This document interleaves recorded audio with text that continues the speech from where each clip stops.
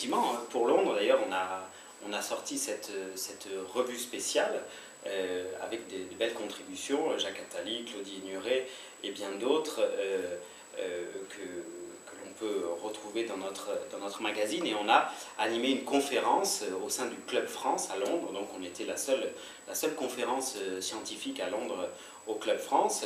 Un engouement extraordinaire, une organisation des Jeux vraiment parfaite par les Anglais.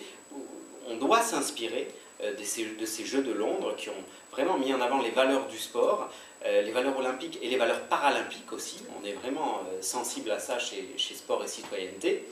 Et c'est vrai qu'on va lancer un collectif franco-allemand pour essayer de présenter cette idée aux décideurs politiques et aux décideurs du mouvement sportif, donc au Comité international olympique, pour 2024 essayer de lancer une candidature franco-allemande, ce qui serait assez extraordinaire, surtout quand on croit aux valeurs de l'Europe et à la paix que l'Europe a pu amener depuis maintenant près de 60 ans.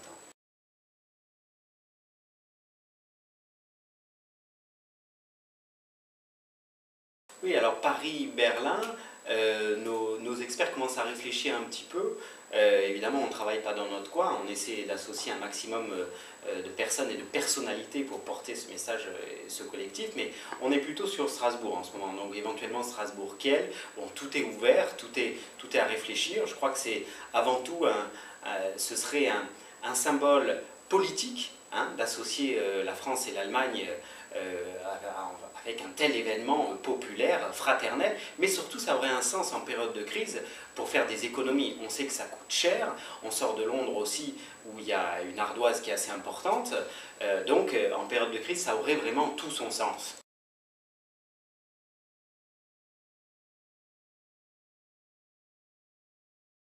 Alors, effectivement, on pourrait s'associer avec n'importe quel autre pays européen, mais je crois que la candidature et puis l'histoire de l'Europe, France-Allemagne, elle porte vraiment un sens profond. Et elle va toucher toutes les populations, les plus anciennes comme les plus jeunes, qui sont quand même marquées par cette histoire.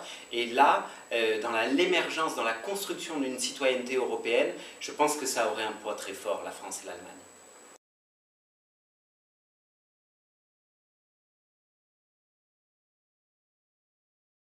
Oui, alors c'est vrai que notre think tank, notre groupe de réflexion, prend une place de plus en plus importante dans les médias, dans la reconnaissance, au niveau des institutions européennes. Évidemment, on est sollicité dans la construction d'un véritable programme, d'une véritable politique européenne du sport, mais au niveau de la France aussi et d'autres États, on commence à être consulté pour toutes ces questions de gouvernance du sport. On a, je vous l'ai dit tout à l'heure, un secteur qui est sous-exploité dans ses impacts sociétaux, médiatiques. C'est le sport, ça véhicule des valeurs quand on veut bien l'utiliser, et surtout ces sportifs sont des modèles de société aujourd'hui pour les plus jeunes.